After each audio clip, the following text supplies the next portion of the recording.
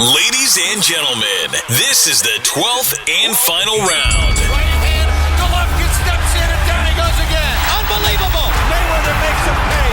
What a rookie mistake. A sensational left hook by De La Hoya. It's facts. I'm the best. You know what I mean? Sometimes I don't want to believe it myself, but it's the truth. I'm the best. I'm going to show you how great I am. From Southern California, this is the Last Round Podcast. TLR 22, Mike. I'm telling you, TLR is a new name, the new acronym I'm going with. Like you said last week, it's a bit of a mouthful to go say the last round, even though we're going to stick with it. We'll stick with it, but for now, I'm going TLR. I think it's going to work. You think so? I think it will. Nearly 6 months in. Well, we got to change it up now. 6 months, you know, half a year coming up on the latter half of this show going 1 year old. But you know, another big weekend, excuse me, little tongue-tied right there. Another big weekend of fights. There was even some big news this morning too, which, you know, jumped into our script just before we came on the air today. So we'll be able to talk about it. But we'll touch on that, of course, in the news and notes section of the show as we get through it. But starting off this past Friday, February 15th, from the Grand Casino in Hinckley, Minnesota on ESPN. Rob Brant. He was a WB. He had the middleweight title, right? This wasn't for a vacant title. No, he had it. He beat Murata. Yeah, he beat Murata. And that was in Vegas, wasn't it? Yeah. Yeah, because I remember that was a big upset. Mm-hmm. So Rob Brant retains his WBA world middleweight title, improves to 25-1 with 17 KOs. When he stops in the 11th round, Kassan. Damn, it got me again. You know what? I'm gonna give it to you this time. You got to pronounce it. I'm gonna go with Kassan Bayansugurov. Well, all right, that wasn't bad for an English guy. I like it. You know, you can stay in the United States because of that. I like it. Kassan was down in rounds 2 and 11, so he got him out of there right before the 12th round. So, you know, of course. This didn't surprise me.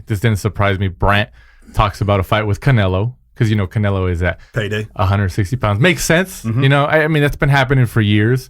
You know, when Floyd was there, when Pacquiao was there, you know, De La Hoya. I mean, everybody. That's the moneymaker. So what'd you think about him calling out Canelo after?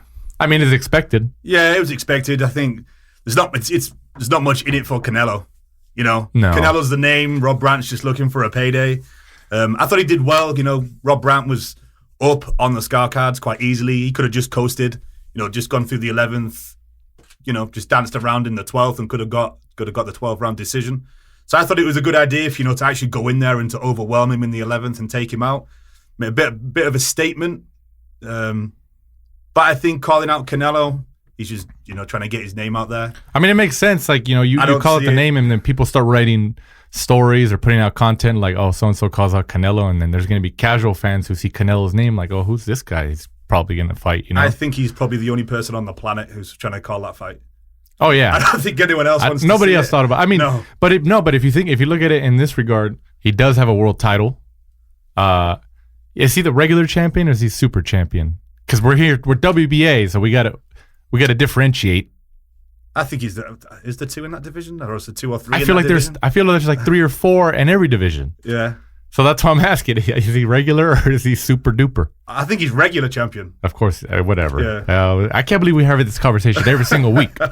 Every single week, I don't get it. Didn't he just make a gold champion, WBA gold, right now? Oh my God! Yes, news to me. You didn't. Why did you tell me that? I'm sure I read that somewhere last week. There's a title now. There's WBA gold. So we got a champion in recess for the WBC. We got a regular, a super for the WBA, and now we got a gold champion. Super duper. What is a gold champion? What is that? I think that's one below. Now we're going off script here because we weren't even going to talk about this because I didn't even know. What? So a gold is like literally above super? I think it's below. Oh my God! What is going on here? Do they pay sanctioning fees for these belts every single time? Yeah, 3%, isn't it? Oh my gosh! I mean, whatever. You know, at the end of the day, everybody's got to get paid. So I understand, but you know, doesn't mean I have to appreciate it. But it is what it is. But Brant, you know, like I said, he might not have the name recognition, but he does have a world title. He does have a major world title in the division.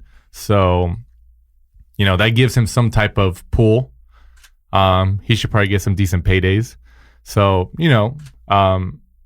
just like with Mikey wants the big fights. Mikey Garcia wants the big fights, but he moved to 140 for a unification bout against Lipnitz and then Easter at 135.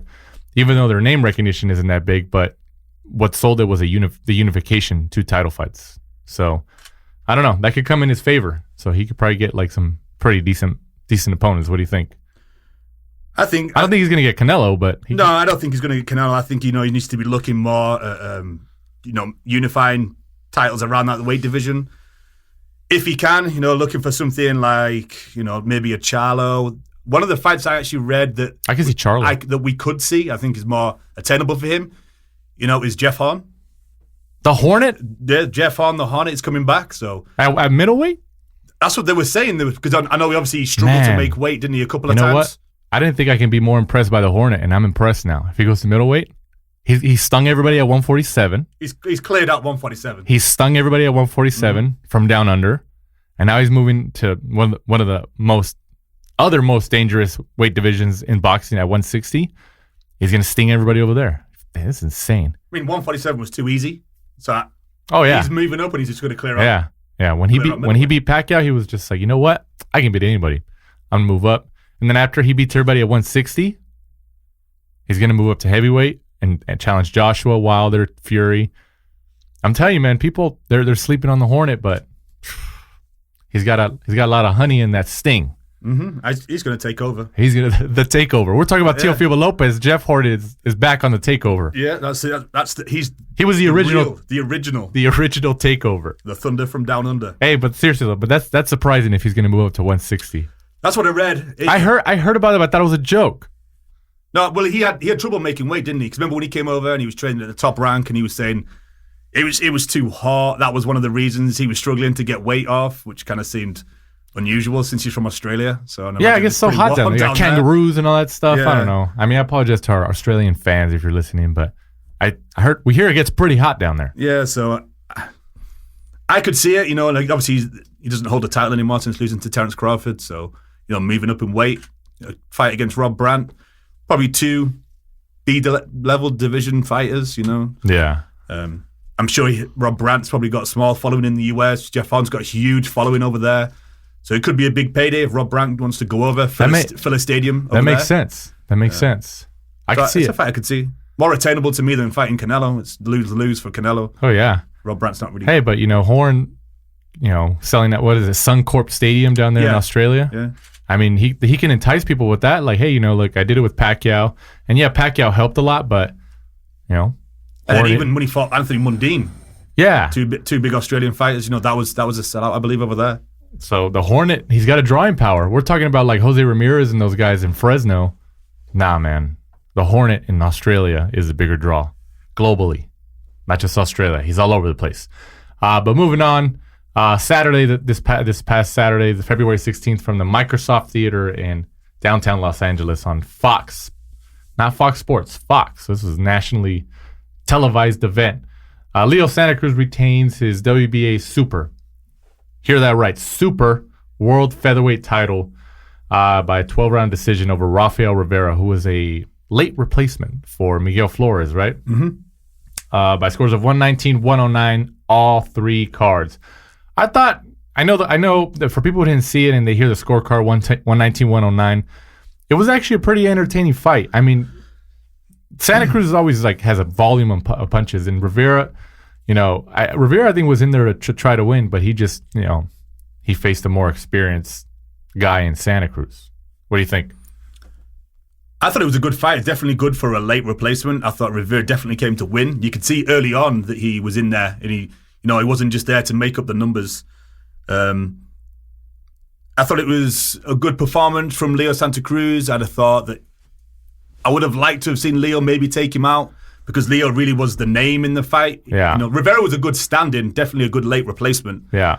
But, to get his name out there, would have been good to see him take Rivera out and then, call out Carl Frampton, Gary Russell Jr. like he did. Obviously, he was in there, threw a lot of punches like he always did. Was it I think he threw like 1,200. I think it was 1,276 punches, which is the highest ever. It's insane.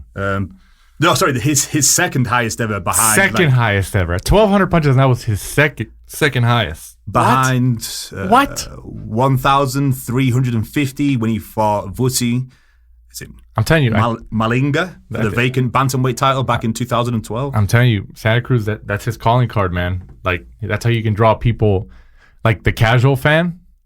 Like, oh, yeah, this guy throws the most punches in boxing. Like, oh, I want to check this out. I heard that, this guy throws over 1,500 punches a fight. That's intriguing to just regular people. Do you know, I was thinking about this when I was driving in, and there was a question like I was going to ask you is, do you think Leo Santa Cruz is underrated? Do you think he's overrated? How do you look at him? I think the only problem with me is that he doesn't seem to ever really have much drama in his fights. You can watch a Leo Santa Cruz fighting in the middle round. You can kind of take a little bit of time off, kind of play on your phone or something like that, because he throws a lot of punches, but there's never much drama. I agree with that. Yeah, I think I think he tries though. He does, but he throws a hell of a lot of punches. I think he always tries. comes in fit. Yeah.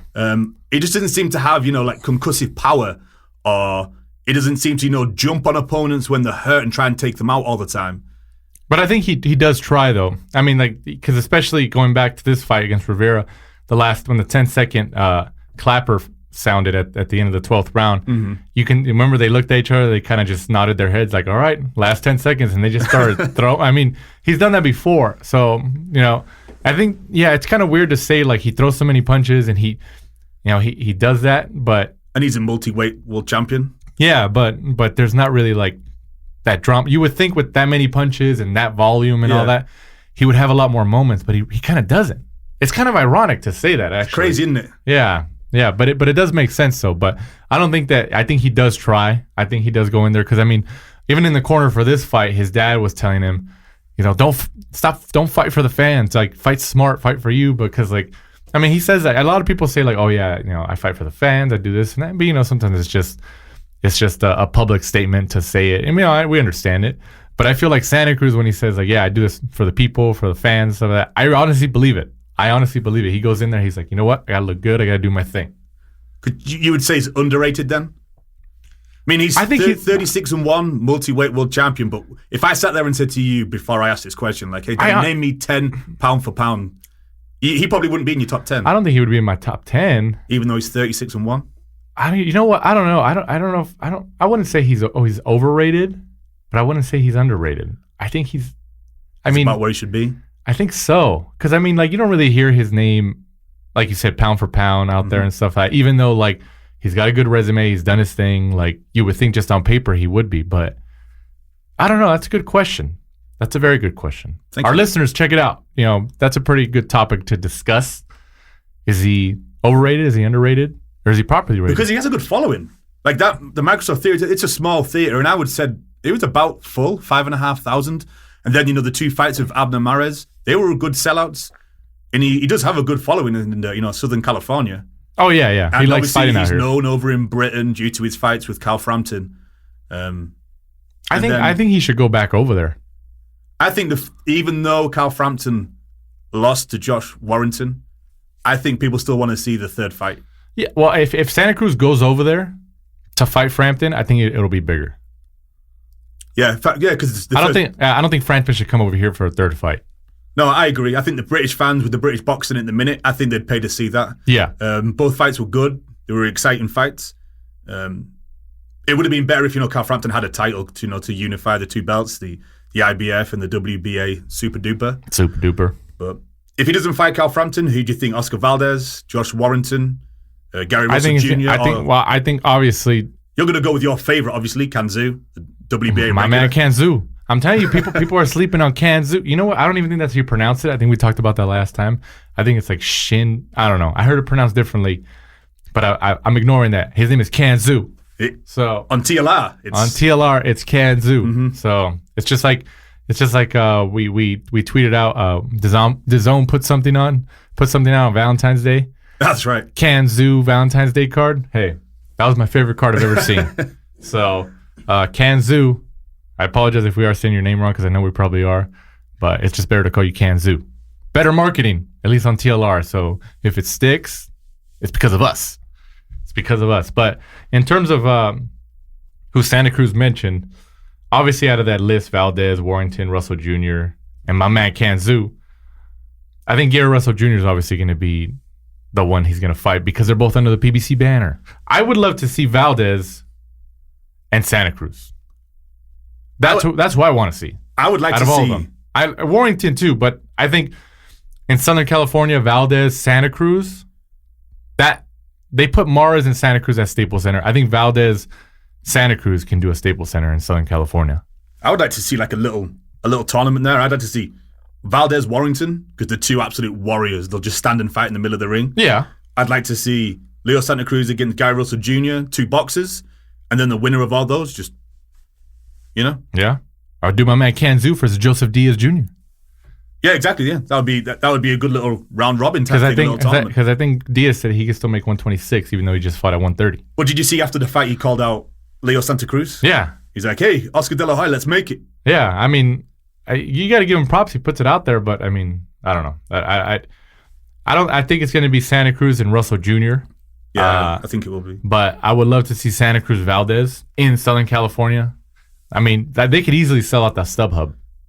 Easily. Yeah, Josh Warrington's also obviously just been told he has to fight Kid Galahad. Oh, yeah. That's his mandatory. So, to hopefully see that Valdez fight in the future, Josh Warrington's got to come through that. That's a tricky fight. Yeah, but we'll see. But it's a good division. They just all have to fight each other. So, moving on. Co-main event. Omar Figueroa Jr. Gets the unanimous decision win over friend of the show, John Molina Jr. By some very questionable scores. 99-91, 98-92, and 97-93. I know ESPN had Molina winning 96-94, as did the Fox unofficial judge, Larry Hazard Jr. I know on the punch stats, Figueroa outlanded him technically, but I thought it was way closer than that. I'm in the agreement that 99-91 and even 98-92 are ridiculously wide. What'd you think? Ridiculous. Watching the fight before, obviously I saw the stats. I thought Figueroa was throwing a lot, but I thought Molina was getting the cleaner, more powerful work. That's what I thought. Yeah, I personally had it by Molina by one round, 96-94. But it was an all-action fight. I thought Figueroa was throwing a lot, but I didn't think they were connecting. And then Figueroa didn't even make weight again. Yeah, exactly. Yeah, Figueroa didn't make weight. He came in looking soft, and I thought early on. Whoa, you're calling a fighter soft, Mike? Get out of here. Like he'd enjoyed Christmas. They're gonna get you now. I thought he'd enjoyed this Christmas break, and he'd been hasn't fought for 18 months. Yeah, it was a long time. I mean, he had the DUI thing, and it's just like, he's had obviously a few issues outside of the ring. So early on, I was like, if Molina can drag him into the late rounds, I thought Molina was going to be able to take him out or even work on the body because he was looking a little bit soft around there. But Figueroa came in. He kind of looked a little bit disinterested sometimes. That's what I thought. In the middle rounds. Yeah, he's like, what am I doing here? Yeah, it looked a little bit like that. But, John Molina, I thought landed some clean work, especially the overhand rights I thought were working. He kind of looked for that shot a little bit too much. Yeah. I thought he could have worked his jab a little bit more, which maybe would have won him a few more rounds with the judges because, Figueroa was throwing a lot of jabs and Molina nowhere near as many, which I thought could have sold it to the judges. But I mean, whatever. I don't know where they go from here for John Molina now. I think Figueroa. I think Molina's still going to be there. I think he'll be there because PBC are always good like that. They've had people they have a big stable. They can have people fight. It makes sense. I'll see. I think we'll see him again. For me, I think Figueroa will probably end up fighting the fight that we should have seen. Was it in East of 2017 when he fought the fight Broner? The fight of the century. Yeah. Figueroa versus Broner. The world awaits. I think that's what we'll see because they'll want to get Broner back out there. I mean, I guess it kind of makes sense though. Like Figueroa's coming off a win and Broner's coming off a loss, but a loss to Pacquiao. I mean, I don't know. But the thing is, I think Figueroa may throw too much for Broner. I think it's I think Broner beats. It could be a bad matchup because I think it'll be the same thing again. For once, I'm picking Broner in that one. I think. You think he'll stop him? I think Broner beats him. I think Broner and I never really go against Broner, but because Broner has been fighting some high level competition in the last couple fights. I mean, Mikey, Jesse Pacquiao, Vargas, my man Jesse Vargas, JV. So I think Broner beats him. I think Broner beats Figueroa. I think Broner will go into that fight with a lot more confidence than he would done against Mikey Garcia, Manny Pacquiao, who are big established names. I think he'll go in there thinking he's going to finish Figueroa, but I think Figueroa, just his punch output may be too much. If Figueroa comes in shape, the same problem that that's a big Broner's had. That's a big statement. It comes in shape. Well, this is the show for the picking the underdogs. I guess as you do, Danny. I mean, like I said a couple minutes ago, this fight against Molina was contracted at 140 pounds, and then he's had trouble making weight in the past. And then a couple days before, like a day or two before, they say, he didn't make weight. Well, I think we can say it now because the fight's over. John Molina told us that it was Figueroa's that were trying to pick 140, and John Molina was kind of like, oh yeah. Do you remember him telling us? They wanted 140. And John Molina was kind of like, well, you have trouble making weight. Are you sure you want that? So he said that there was going to be stipulations in that and big fines for Figueroa if he didn't make weight. So I'm sure John Molina probably made a nice little payday I'm sure he paid him out of his purse. He's like, I messed up. Because it wasn't even like he missed weight by like half of a pound, like a pound or anything like that. It was the fight was then contracted at 145. Like what? 5 pounds? I don't know. I just thought it was as soon as I saw it, it was like, oh come on, are you serious? Like, what happened here? But I mean, no, it was all over Twitter, wasn't it? Figueroa missed weight, and in other news, water is wet. Yeah, water is wet. But whatever, I just think it's ironic though that Molina told us they wanted 140, and look at what happens. 5 pounds over the limit. Easy money. Also on that card, we had, DJ, is it Creel? Mm-hmm. Gets the 12th round KO right at the end over Carlos Lincona for the IBF minimum weight title. I'm telling you, these minimum weight fighters, they're entertaining. People got to, and this is a world title fight too. Lincona was down 3 times in round 12. Right at the end, man, he could have made it, finished the fight, and be like, all right, at least I finished. Nope. He just had to last that one round as well because he was winning in all the cards, and then he went in and the Creel corner did the right thing and kind of told him, you need to go for it. Yeah. And he did. He went for it, and he got the W. Right at the end, too. Like Chavez Jr., Meldrick Taylor. Remember that? Yeah, well, it's good, to have those corners, not like... Not Chavez Jr., I'm talking about his dad, sorry. Chavez Jr. almost did it against Sergio Martinez. He was almost there, but didn't work. But yeah, minimum weight title, minimum weight action. What is it, 105? Yeah, it's like one of the smallest, isn't it? It's insane, like 105. I think I weighed that when I was at 10. I thought you were like 2 when you weighed that. You're fat, but I don't know. Maybe it's just me. I've got a face for radio. He's got a face for radio.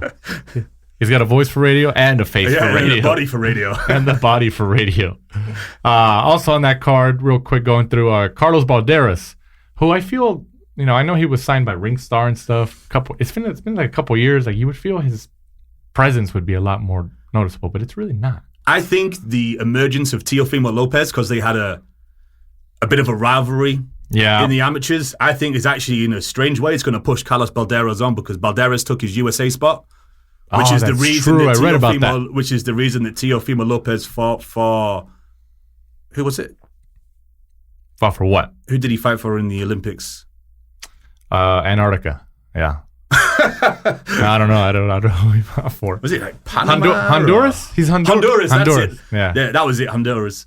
So, and that's the reason that he ended up fighting over there. So I think the emergence of Teofimo Lopez may actually put on like Carlos Balderas because he's been getting a lot more interviews asking him about that rivalry.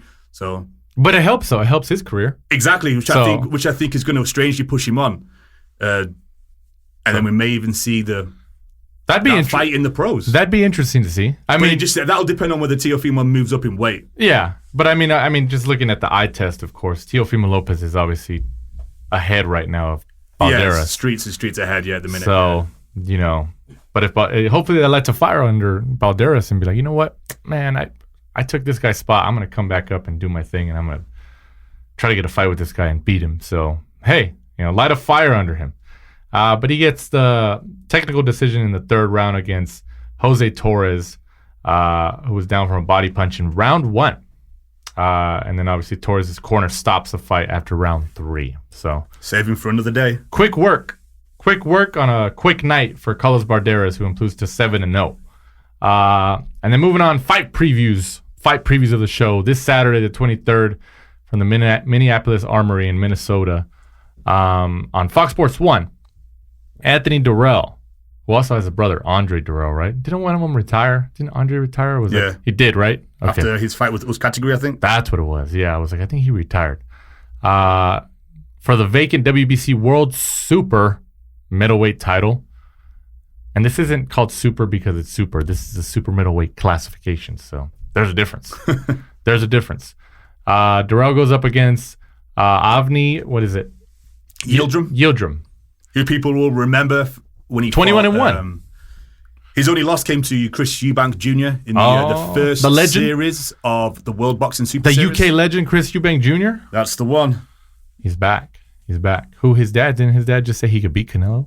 His dad also said he's going to be the next Floyd Mayweather. Yeah, so I think he needs VADA testing. He's coming in. He's going to be he's going to be the next Floyd, and he could beat Canelo. So hey, if it happens, we called it here. There you go. Eubank Jr. at the top of the game. It's going to be Joshua Canelo Eubank Jr. Watch, he's going to come in out of nowhere.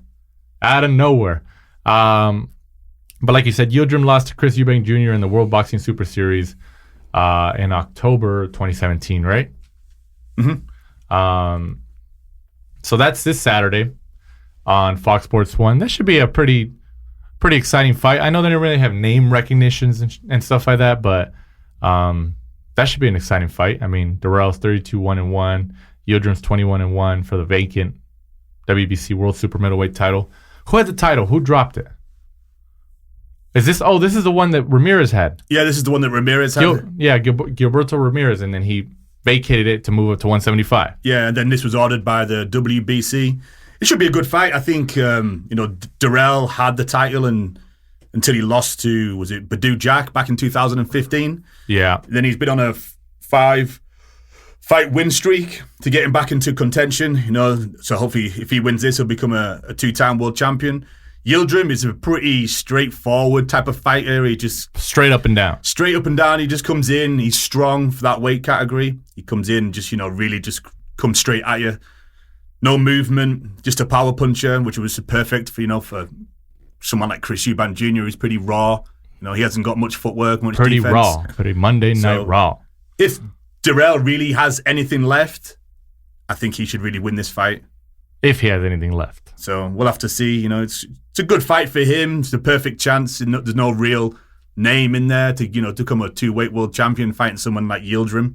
So, I mean, hopefully this pushes him forward. Now they're like, hey, there's a title on the line. Yeah, because if you look at Yildirim, really, he's the only name of note that most boxing fans will recognize will be Chris Eubank Jr., and that's the fact that he lost. Right. In association. That's why his name's recognized. Yeah, exactly. That makes sense. It kind of says something after having 22 fights and he's fought Chris Eubank Jr. That's it. To really get a WBC world title shot is kind of this is obscure to even really be up there, especially to be a mandatory. It's a big opportunity. So yeah, well, I hope they fight their asses off, because this is they're gonna get world title whoever wins. So good luck to both of them. That's this Saturday on Fox Sports 1. Also this Saturday from your neck of the woods, O2 Arena in London, UK. Is this really a big fight over there? James DeGale versus who we just talked about, Chris Eubank Jr. for the vacant IBO World Super Middleweight title. Didn't Eubank Jr. have the IBO for the longest time? And he was all proud of it, and people were like, that's not a real world title. He's like, yeah, it is. He was wearing it everywhere, taking it to nightclubs and stuff like that. I think the fight in the UK is kind of big because it's a domestic rivalry. James DeGale had Eubank come in for some sparring one time when Chris Eubank had just kind of turned pro. Yeah. Chris Eubank supposedly was, doing the old Prince Nazim flip into the ring and, strutting around the gym thinking he was the the dog's bollocks, as they say. So the dog's bollocks. You know, James DeGale ended up throwing him out the gym. So Eubank took to social media and started telling everybody like, oh yeah, he threw me out the gym because I was kicking his ass and sparring. So I wish there's video of that. If anybody has video of that, please put it out there. Yeah, so ever since then, there's been kind of a bit of rivalry on social media. You know, DeGale ended up dropping the IBF title because he was supposed to fight Jose's category. Yeah. Because, you know, there wasn't really much money in there for him. Uzcategui at the time was kind of an avoided fighter. So, well, remember Uzcategui's manager, Jose Cital. Jose Cital had told us just before the Caleb Plant fight a couple weeks ago. He said that he's like, you know, DeGale didn't want any of us. He vacated the title. Yeah, DeGale said in a recent interview that, like, I think it was Al Heyman told him, like, hey, you can defend the title against Uzcategui for X amount of money, or you can drop the title and go and fight Eubank Jr. Which is a bigger fight in the UK. In the UK for, you know, XXX type of money. So, you know, in that, when you look at it in that limelight, you kind of think to yourself, you know what, it's probably a good idea. You know, he's coming to the end of his career. He's had a lot of injuries. Yeah. He needs to try, you know, get a few more just big fights. Hopefully he doesn't get his teeth knocked out again. Yeah, exactly. But, you know, James DeGale he's had a lot of injuries. He says he's had some shoulder problems the last few years that he kind of kept quiet. That's why, you know, his performances weren't great. He looks a lot more motivated for this. He looks in actually good condition already, even though, you know, does he have a nickname? Does DeGale have a nickname? I can't remember what it was actually now. I don't think he does. Or am I wrong? I don't know. Normally it's just seems to be Eubank James Jr. DeGale. does, doesn't he? What is Eubank Jr.'s? I don't think they have nicknames. I'm gonna look it up. Eubank must do. You better he wait. loves himself that much, but hold on. You better wait. I'm gonna look. Okay, well, you hold on. I gotta know this. I'm looking it up. Just like last time when I looked up Gancio from Blythe. I'm looking it up here. What is it? Chris Eubank, and I'm sure there's people yelling at their radios or their phones right now. It's this. Hold on. Am I wrong? Livingstone. Nope, that's his middle name. that's just, yeah. I don't know. Maybe I'm wrong. I feel like he would have one just because how he carries himself and his dad carries himself. That's crazy, isn't he? So, but this is the first time since being a pro that he's actually had a trainer, Chris Eubank Jr. Really? He's always been trained by himself or just by his dad. He was trained briefly by Roger Mayweather.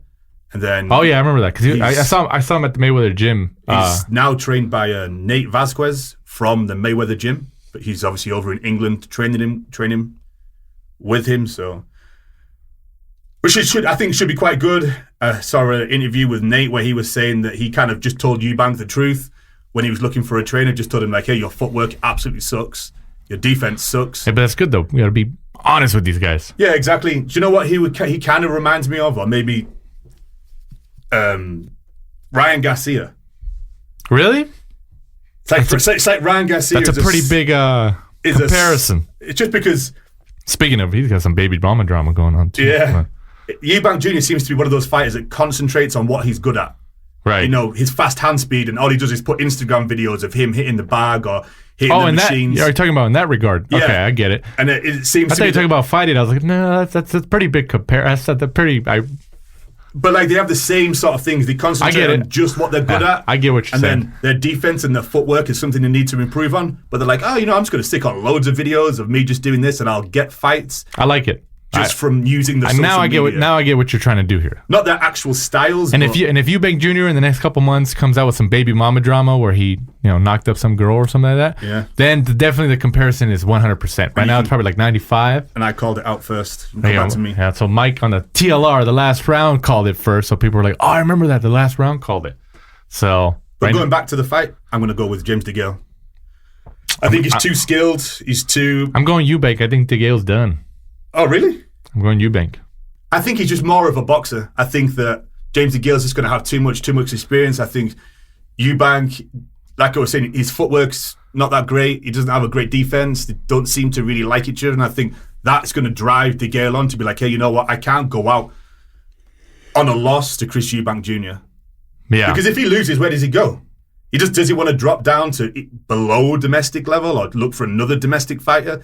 The only fight that would have been the George Groves rematch. Right. And Groves has retired. for now. Yeah, true, for now. So you're going DeGale, I'm going Eubank. Because Eubank, I think if he loses I feel like I should go DeGale, but I'm not. I think Eubank can rebuild. He's young enough that he probably could rebuild, and he's already had a couple of losses. Every time he's stepped up, he's lost. That's true. George Groves, Billy Joe Saunders. I mean, you want to repick? No, I'm still going Eubank. So I'm telling you, one day his dad is gonna like pro wrestling. He's gonna tag him. He's gonna tag in during a fight. You know what? I'm going in there to take over the fight. I can see his dad running in, like a mum, and just hitting him with his handbag or something like that. Yeah, leave my son alone. Trying to save him. Yeah. He tags in at the 6th round, like, oh, you know what? I'm taking over. I got my gear on under this suit, under this extreme slim fit suit. Moving on. Also on that card, Joe Joyce, 7-0, goes up against your favorite heavyweight at the moment, Bermane Stiverne, who hasn't been in the ring since he got ridiculously stopped by Deontay Wilder. I remember those photos where the referee jumps over to stop Wilder from like beating him up, and that was 15 months ago. So almost a year and a half that Stiverne hasn't been. I mean, like, you really think Stiverne really wants to fight? He's like, oh, they offer him a payday. Yeah, I'll jump in there. I mean, he's 40 years old.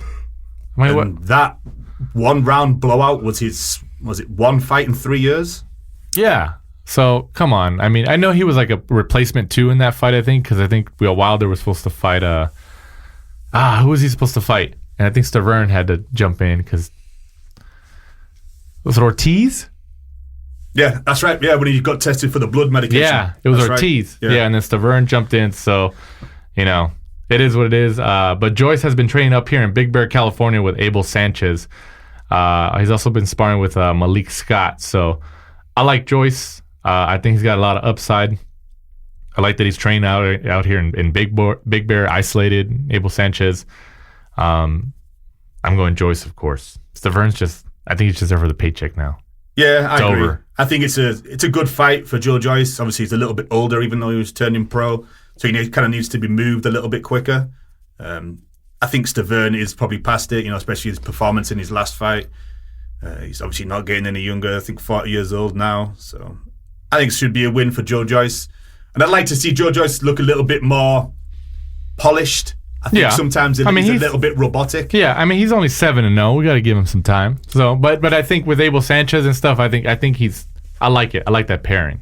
So you do? Think it'd be a good fight for him? I like it. I mean, I think Joyce is gonna stop Stiverne. I think Stiverne's just done. Punching bag. Yeah, but I think Joyce training with Abel Sanchez, I think it's good. But like I said, give him some time. He's only 7-0. He's got a lot of upside. He's marketable. It could work. So. Also on that card, Lee Selby moving up 2 weight divisions after he lost to Josh Warrington last year, which was actually surprising because I think a lot of people picked Selby in that one. I did. I picked Selby. So Selby goes up against Omar Douglas, and Douglas is also moving up 1 weight class. What do you think? I mean, you went out for when Selby was out here in L.A., which he could still be. I'm not sure, but you went out there and actually, no, he's probably over there now.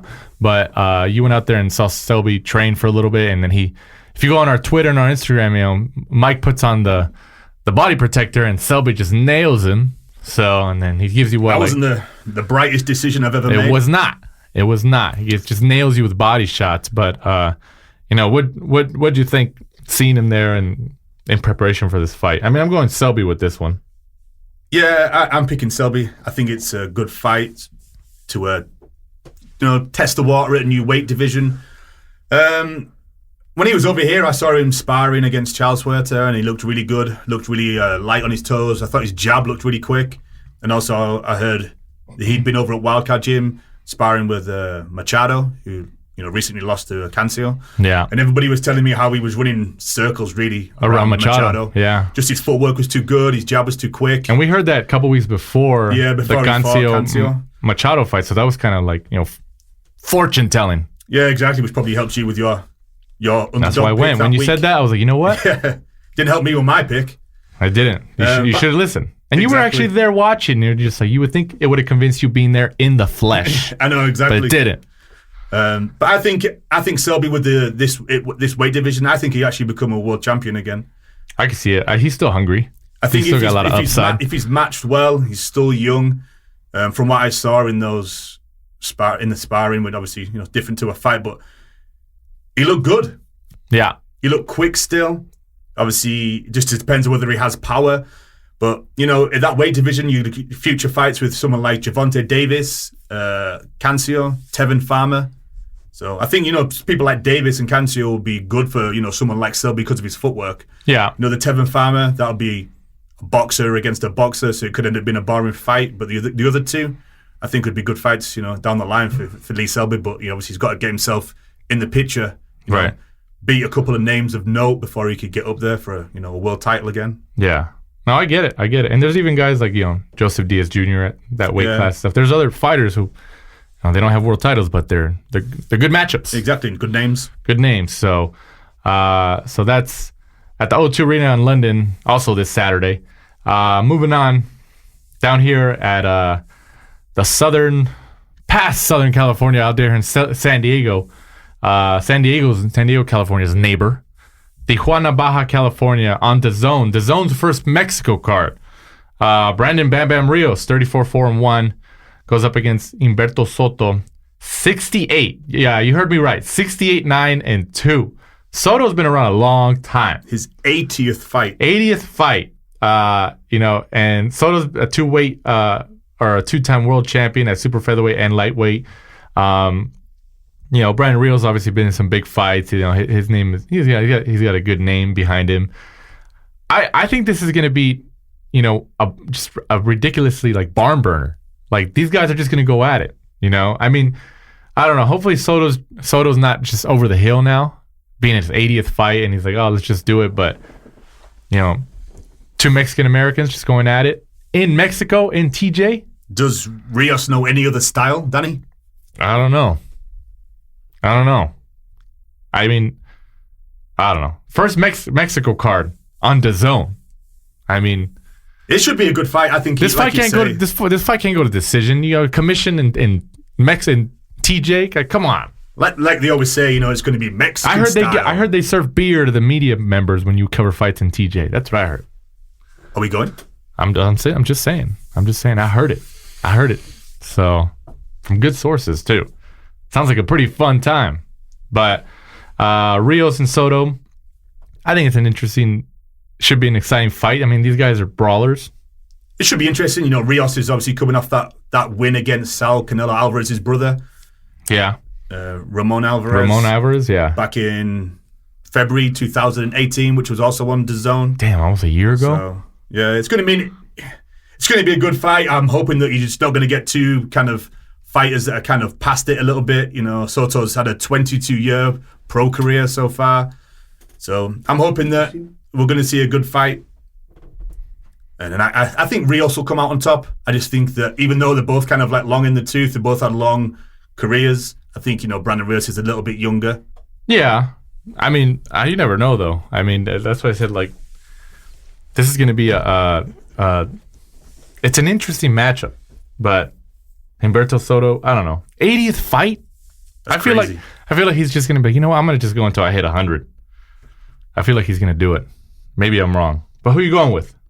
I'm going to go Brandon Rios. And I don't think this is going to go the distance, is it? I think Brandon Rios, 8th round stoppage.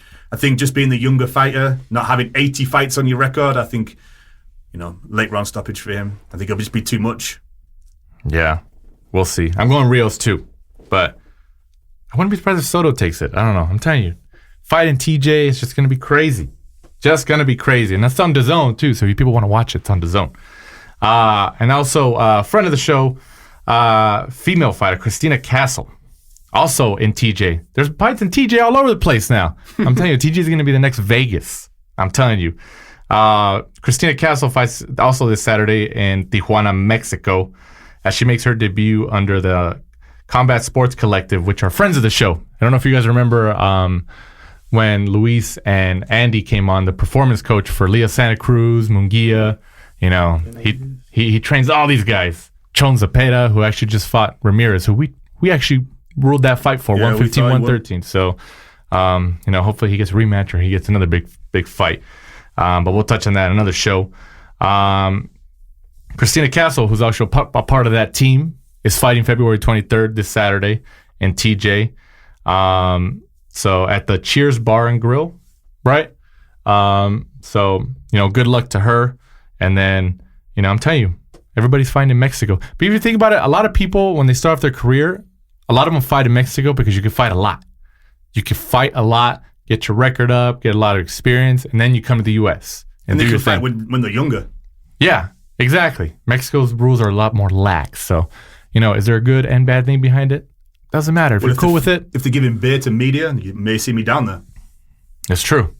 That's true. I think Mike, for our Mexican listeners out there in Mexico, I think you're going to see Mike there soon. You might see him this Saturday. There's 2 cars there. He's going to go to one and then go to the other. Let's take the weekend off work. You never know. But, if you are looking to sponsor Christina Castle, reach out to our friend of the show, El Mejia Photography on Instagram. That's his handle. Remember, L like Larry or Luis. El Mejia Photography. If you want to reach out to sponsors, I'm telling you, we got to get the last round on sponsorships too. Put them on somebody's shorts, somebody's butt, right in the back. LTR. I'm telling you, LTR right on the backside right there. I'm telling you, they knock somebody out, or just be known for butt sponsorship. Hey, that's marketing right there. Think about it. Be like, oh, I know those guys. Like they put all their logos on people's asses. Think about it. I'm telling you, it could work. It could work. You think you're laughing now, but I'm telling you, it could work. And then news and notes of the show. Usyk, still talking about his move up to heavyweight, possibly fighting in May against Povetkin, which I'm hoping happens. That'd be amazing. I am hoping that happens because I would have gave Usyk a pass to go up to heavyweight and just like fight somebody who's, just to get used to the weight. Man, if he goes in there and goes straight for a guy like Povetkin, ridiculous. I'm hoping that happens. I'm hoping it'd be a good fight. Obviously, don't let me down, Usyk. Usyk, come on. You got that rivalry as well between the Russian and the Ukrainian, and then just jumping straight up there from cruiserweight, just fighting a former champion in Povetkin, who recently lost to Joshua. But apart from that, he performed pretty well. He actually rocked Joshua a few times. Yeah. He's obviously probably picking Povetkin because he's kind of smaller compared to the legit giants of Joshua. Yeah, he's Fury, smaller in stature, but Wilder. but he can still fight. He packs a punch. Oh yeah, definitely. So I can see why that would be his first dance up at heavyweight, being slightly smaller. I wouldn't even call it a dance. That's a brawl. I think it would be. I could see actually Usyk winning that and actually, weirdly dance his way to victory. Just stay on his toes. Just pepper him from the outside. I like it though. I hope it I hope that happens. I really hope that happens. That's intriguing. That's really intriguing. But that's possible for this May. They're talking about May 18th. So maybe not.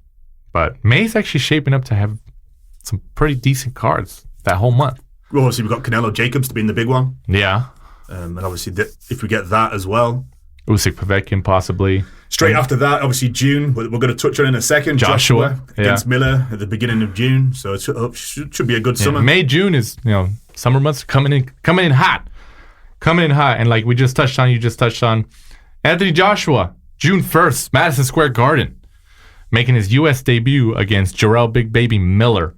And then reportedly that it was the biggest pre-sale for a boxing event at MSG. Did you hear about that? Yeah, and I can see why. Did you see the ticket prices? I didn't. Were they cheap? Absolutely ridiculous. They were something like, I think the cheapest was like $115 and all the way up to like 2,000. So no way. Well, you can see why it's the biggest in terms of financially because they were ridiculously priced. I mean, if that's actually true though, we're pre-sale and record breaking. I mean, hey, that's a pretty big deal regardless. I mean, I know people want to see Joshua, Wilder, Fury, and all those guys, but, hey, Madison Square Garden, Joshua coming across. A lot of English fans are going to make the trip. It's probably, like a 3-4 hour flight? Yeah, I think it's like 4 or 5 hours maybe. 4 or 5 hours to from New York. from the UK to New York. So, but it's not a bad price for a flight. London straight into New York. Yeah. So maybe we'll check it out. Maybe we'll go represent from Southern California.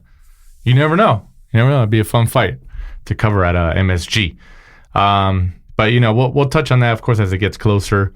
Miller's obviously excited. I don't know if you saw his videos that he posted, but he's out. He was excited. I think the build-up will be fun. He's a real good trash talker. Yeah. Better than Anthony Joshua is. So I think we could see a little bit of friction there because Miller's good on the mic, where you could see that Joshua's very robotic, and you can see that I think a lot of the things he says have been rehearsed. Yeah. He's been told what to say. So I think when you've got, Miller there talking a lot of trash to him, I think Joshua's going to be kind of shocked and, not really know what to say. So it should be interesting. I like it. But at least Joshua's coming over here and finally make his U.S. debut. So he needed that because after a while, selling at Wembley Stadium is great, 100,000 people, but you gotta for now that you took over the UK over there, you gotta come to the USA. So I'm glad he's finally coming over here, and then hopefully, we say hopefully, but then Wilder and Fury come into the mix, and Joshua fights one of them at least. So and then retirement news: Andres Fanfara, who probably his biggest win was against Chavez Jr., withdrew from his fight against Edwin Rodriguez and announced his retirement. So he's out. Scheduled to be on the Sean Porter undercard, March 9th. Yeah, out here in Southern California at the not the Dignity Health, StubHub. StubHub, yeah. It's still the StubHub to me. Or is it the Home Depot Center? Either way, it's the StubHub Center to me. So, Andres Fanfara, I don't know the details about why he had to pull out, but he's out. He's retired.